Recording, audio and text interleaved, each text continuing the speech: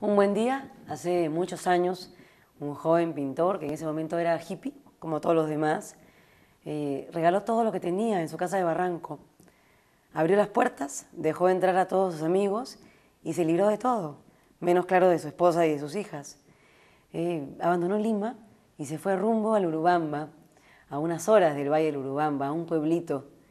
Este pintor venía de los ánimos psicodélicos, de las canciones que se escuchaban en Woodstock, del arte pop de Andy Warhol, de los ácidos, en fin, venía de una época muy revoltosa. Y de repente se vio en un pueblito cosechando las papas de los vecinos que eran campesinos y andando en burro para llegar a su destino. Les estoy hablando de Emilio Hernández Saavedra, un pintor que ha mantenido la limpieza del trazo y que hoy tiene un estilo muy propio. Los dejo entonces con Emilio Hernández y esto es La Madre del Cordero.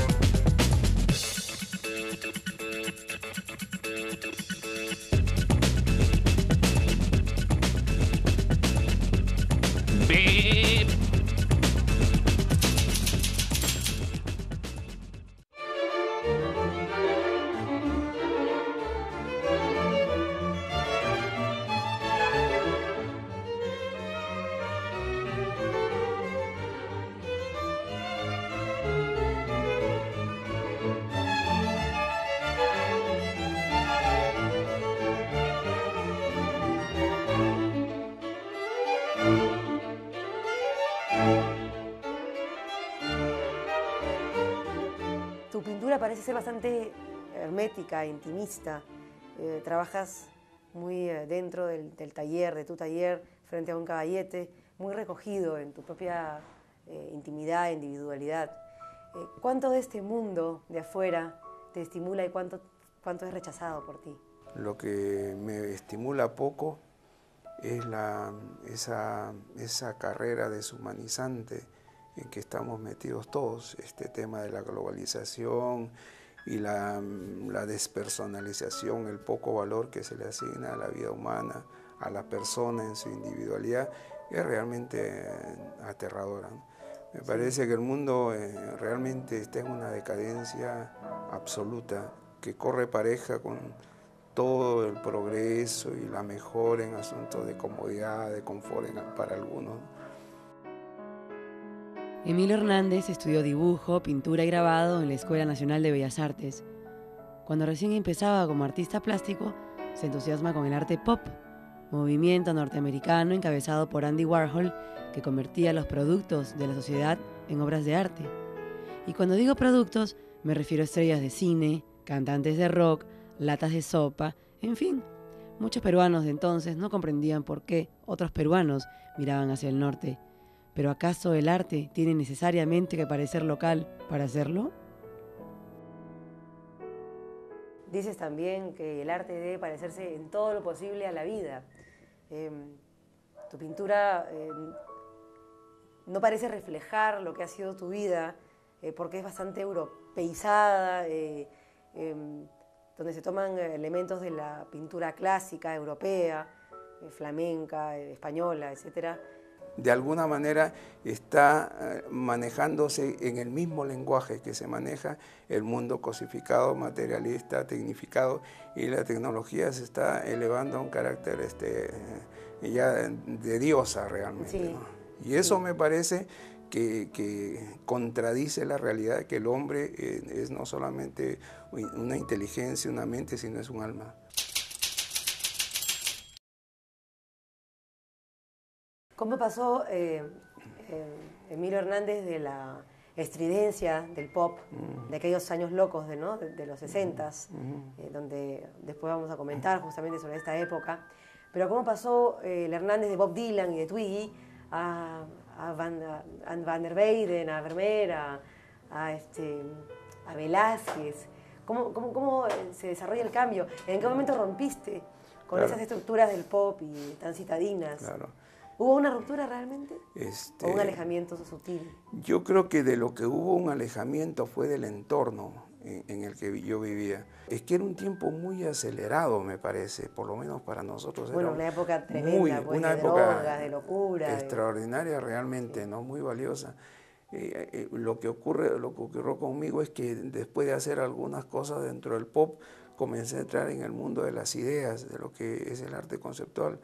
Y llegué a un punto en el cual sentí que no tenía nada más que hacer, que después de eso ya no tenía sentido hacer una obra, no me interesaba tanto hacer obras. La obra era pensar nada La más. obra era pensar, pero fue la época del Festival de Woodstock, por lo menos de la película Woodstock, y entonces en ese tiempo era realmente muy, muy fascinante ser joven.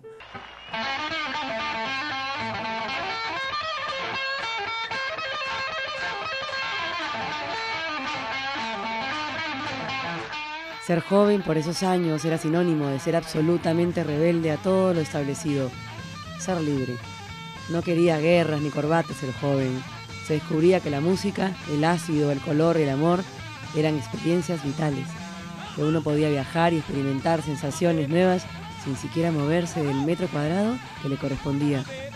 El joven establecía sus propios límites, límites que estaban mucho más allá de los que el sistema había trazado.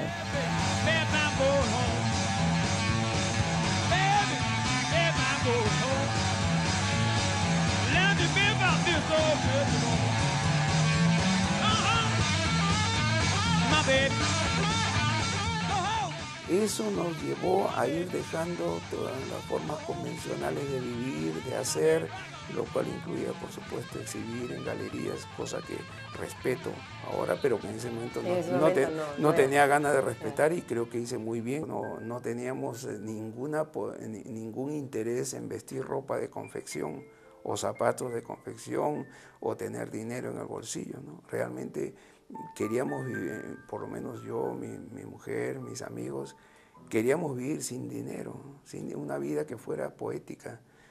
Creo que allí comenzó a deslizarse el concepto del arte en una tela o en una exposición, para que el arte fuera la misma manera de vivir, ¿no?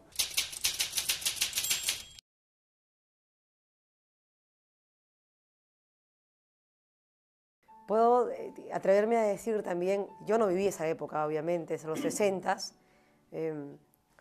pero puedo atreverme a decir, a opinar o a pensar, a imaginarme que estos caminos tan poco recorridos de la psicodelia y del consumo de ácidos, de drogas y de aventuras visuales, audiovisuales, objetuales y todo, llegó un punto que se abrió tanto el panorama y habían tantos colores que mejor era irse hacia la naturaleza y calmar un poco el estímulo orgánico que uno había estado teniendo por tanto tiempo. Yo recuerdo, yo tenía una casa en la que era natural que cualquier día hubieran 100 personas dentro de mi casa, una casa muy grande, en Barranco, llena de música y de todas las cosas.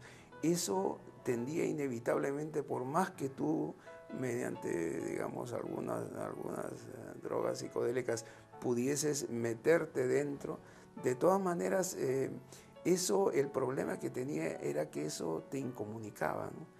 Se suele pensar que eso te comunicaba. En realidad creo que era una época de mucho egocentrismo, ¿no? Se metía demasiado. Viajaba interiormente, dentro ¿no? de Claro. Sí mismo. El trip era individual. Era individual. Así es. Y entonces el egoísmo consistía en que tú vivías tu propia vida para ti y no tenías noción de la vida de los demás.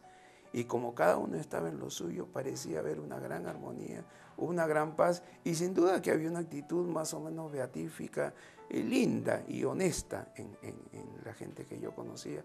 Pero dentro de la ciudad eso conducía inevitablemente a mezclas con otro tipo de personas, no siempre del mismo espíritu, del mismo carácter, y eso era peligroso realmente, ¿no? Entonces eso nos llevó a dejar la ciudad y irnos a vivir a Urubamba.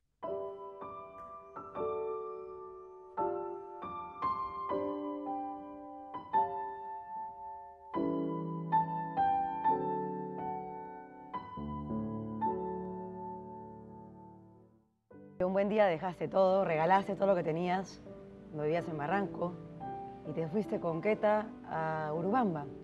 Quiero conocer el Urubamba de Hernández. Quiero que me describas los paisajes de entonces, ¿no? Del Urubamba.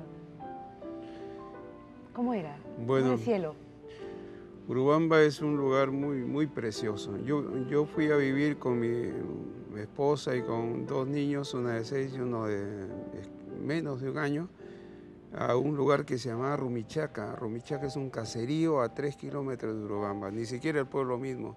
Tú tienes que caminar 3 kilómetros por un camino afirmado de piedra, un camino angosto, y es un caserío totalmente rústico, la gente es toda del lugar, campesina, por supuesto ni luz, ni agua, ni ningún tipo de servicio, ¿no? ¿Encontraste nuevos colores en el Urubamba para tu pintura? Encontré colores limpios, aprendí a amar el verde, que era un color que antes no me gustaba mucho. Comencé a descubrir la limpieza y la transparencia del verde, del azul, particularmente azul y verde, ¿no? El azul cobalto, que es un azul tan cobalto, intenso, ¿no? Que es creo que el color que más me gusta. Toda mi casa es azul. Era una experiencia de alguna forma psicodélica, sin necesidad de acudir a ningún psicotrópico, ¿no? Pero real. Real. La diferencia entre lo real y lo ilusorio es definitivamente muy grande, ¿no? Yo prefiero la realidad. Sin embargo, se fue sublevando ante esa realidad que reconocía a través de sus trazos. Empezó a hurgar más allá de lo visible hasta formular su propia realidad, una en la que cualquier cosa podía y puede suceder, casi como en la vida misma. Hernández fácilmente puede ser reconocido como un pintor surrealista. ¿Y qué es ser surrealista?, preguntará usted. Es dejar que afloren otras realidades, esas que moran en el inconsciente, en el deseo, en la desvergüenza, en el sueño.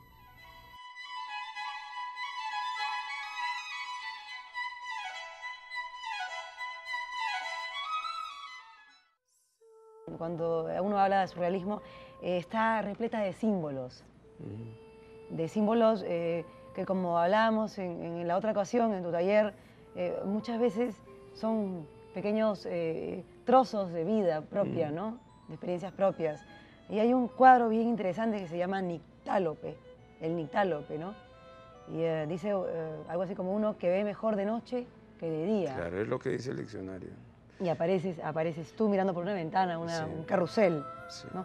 ¿Qué me puedes decir de ese cuadro que tiene una frase? Porque tú sueles introducir literatura en tus cuadros, ¿no? Si pudiera mirar, vería.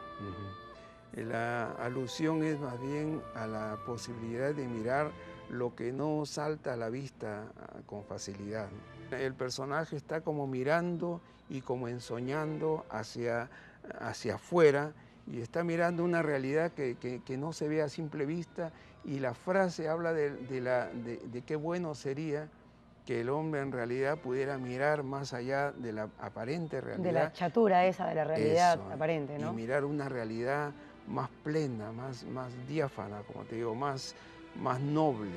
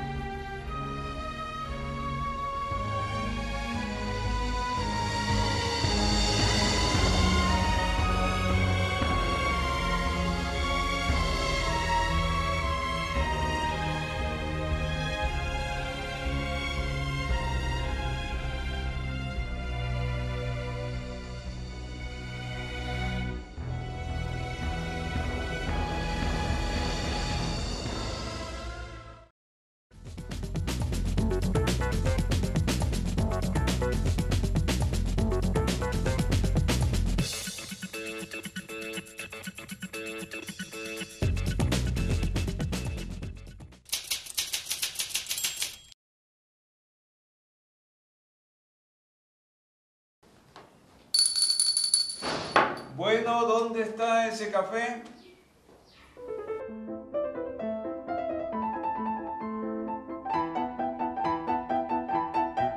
Que está siempre como tu compañera, ¿no es cierto? Sí, creo que... Como cómplice también, ¿no es cierto? Creo que tenemos una identificación tan especial desde toda la vida que para mí Keta es como yo mismo, ¿no? Es la otra parte, esa figura real de la complementación en la cual tú te das cuenta que se produce una situación misteriosa, que tú eres como la mitad de un solo, de una nueva identidad, ¿no? Eso es posible. ¿Se imaginan a un artista pop viviendo en una casita de barro en el Urubamba? Ese fue Hernández. Él y Keta, su mujer, su esposa, su amiga, se habían cansado de la ciudad, de los viajes psicodélicos y colores estridentes, y andaban en busca de estímulos naturales. Allá, entre montañas y azules valles, sobre un burro o alrededor del fogón, Hernández replantearía su vida y, claro, su pintura. Pasarían 30 años antes que Hernández se animara a exponer nuevamente en una galería.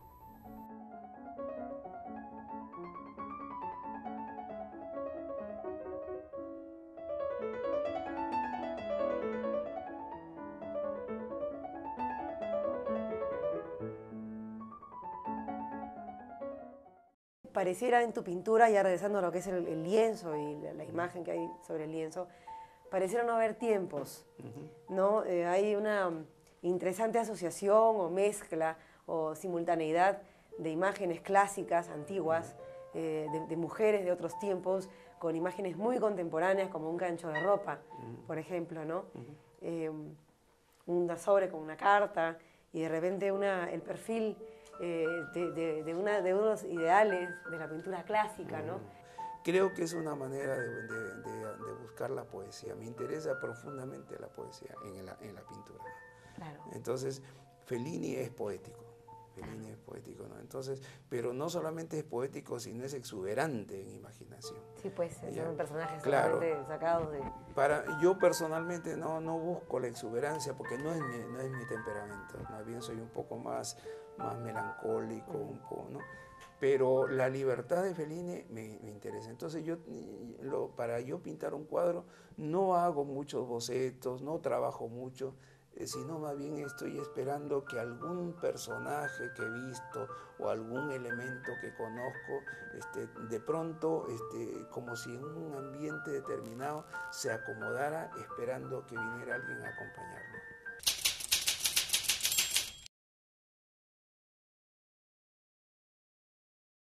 Un asunto esencial para mí es la especie de misterio que puede producir la yuxtaposición de dos elementos que de pronto no corresponden a la misma realidad. Emilio se ha nutrido mucho del imaginario de Fellini, el maestro del cine italiano. Sus personajes bizarros, alucinados, la atmósfera de sueño de muchas de sus películas y la yuxtaposición de realidades, memoria y fantasía lo han estimulado a practicar en la misma dirección a la hora de pintar.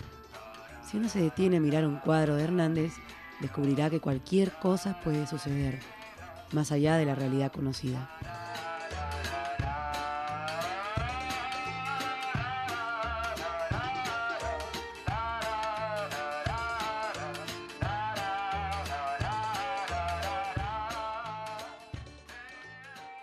Lo que me parece fascinante de eso, que es como una aventura, es no saber qué es lo que voy a hacer. Y no quiero ser racional, pero por supuesto aplico la racionalidad al saber qué vale la pena o no, qué es poético, ¿no? Una vez que aparece. Una vez que aparece, lo descarto, lo considero y ahí voy trabajando en base a esos elementos, ¿no? Luego aparece algo del paisaje, algún elemento del interior, pero de cualquier manera comienzo a pintar con los elementos básicos. Ya tengo la idea central, me parece bien, me resulta poética, tiene esa sensación de misterio, pero nunca sé qué es lo que está faltando, quién va a venir al final. Eso es lo que quiero enseñarles a los televidentes de La Madre Cordero, porque son realmente pequeñísimos y muy trabajados, ¿no?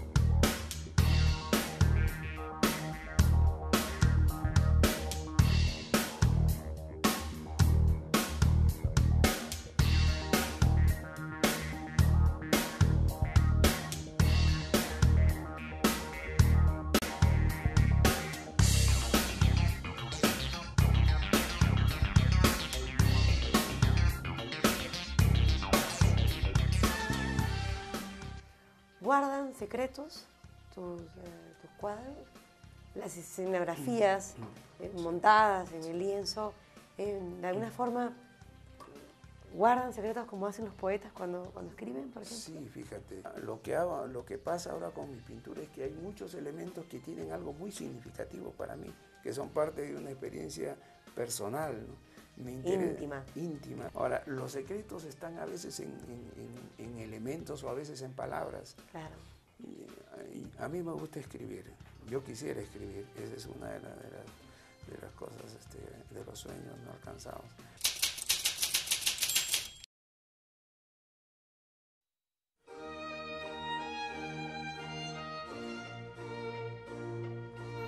Del Urubamba, Hernández pasó a los grandes museos de Europa. Se dejó cautivar por la pintura europea y sus maestros.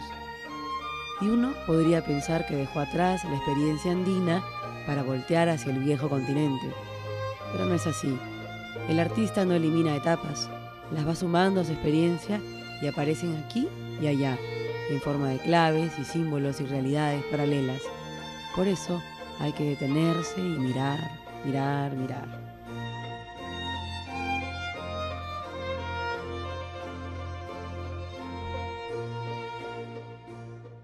Para terminar, Emilio, ¿hasta dónde tuviste el pelo cuando eras joven? Bueno, creo que no me corté el pelo como unos 10 años, por lo menos, por la cintura. Por la cintura. Y una barba muy grande, sí. Más bien era una imagen más bien beatífica, más bíblica, sí. Más bíblica que freak. No era muy freak, era todo lo contrario, ¿no? O sea, no eras un freak, pero... No era un freak. Parecías un profeta. Más un profeta que un freak. Sí. Dime, ¿no tienes ninguna foto de entonces? Todo lo quemaste, Qué todo. Lástima. Lamento haberlo quemado, pero sí. Tenía muchas fotos porque vivía con amigos fotógrafos. Quemaste todos tus todos tus momentos, entonces. Quemé todo, sí. ¿Y te fuiste al Urubamba? Me fui al Urubamba. Creo que me hizo bien. Me gustaría tener algo como documento, ¿no? Claro, pero cuando lo hice con honestidad y creo que estuvo bien. ¿Tocaste fondo entonces antes de llegar al Urubamba, en el sentido de que ya tenías que cambiar de vida? Sí, tenía que voltear una página que ahora veo con el correr del tiempo a dónde conducía, ¿no? Todos los sueños de esa juventud ahora veo que han arribado a malos puertos, ¿no? El estilo de vida del mundo, de ese mundo freak, es un estilo no solo decadente, sino realmente lamentable. Infructuoso. Infructuoso y destructivo, ¿no? Y que poco bien hace a los demás. En ese tiempo era muy diferente, ¿no? Creo que en esos momentos, si nosotros asumimos ese estilo de vida, es porque encontramos, hasta donde entendíamos, que no había nada que pudiera ser más idealista, ¿no? Sí, y más desaprensivo de las cosas materiales que lo que era. Todo en su tiempo, entonces. Todo en su tiempo y creo que una vida, cuando persigue lo verdadero y lo valioso, nunca se detiene y nunca regresa. No es ni siquiera un concepto de círculo, ¿no? Sino es un concepto siempre hacia adelante. Hacia adelante. Sí. O hacia arriba, como en el ascensor. O hacia arriba, mejor todavía. Gracias, entonces.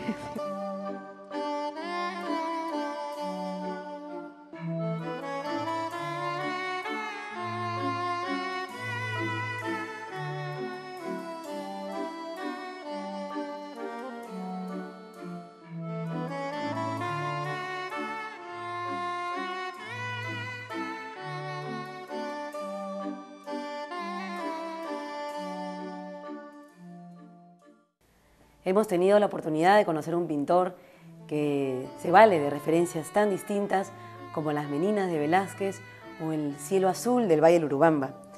También hemos podido constatar en este programa que en esos tiempos en que el arte parece venir nada más de cerebros digitales, de enchufes y de cables, el pintor sigue manejando técnicas antiguas que se repiten de generación en generación. El rigor sigue ahí y el pintor sigue siendo un artesano. Hemos podido conocer a Emilio Hernández Saavedra, un pintor que justamente mantiene ese tipo de disciplina. Esto ha sido La Madre del Cordero y nos vemos en el próximo programa. Chao.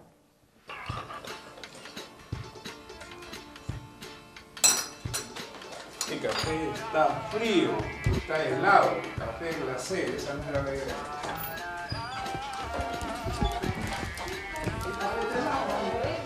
Helado. No era café glacé, sino un café de verdad, así que vamos a ver qué pasa. Bien, pero ¿cuántas mujeres tienes que atendiéndote, Amelia? 5 mujeres en mi vida. 5 mujeres y tu café está frío. Está frío. ¿Qué pasa aquí? Un poco caótica la situación.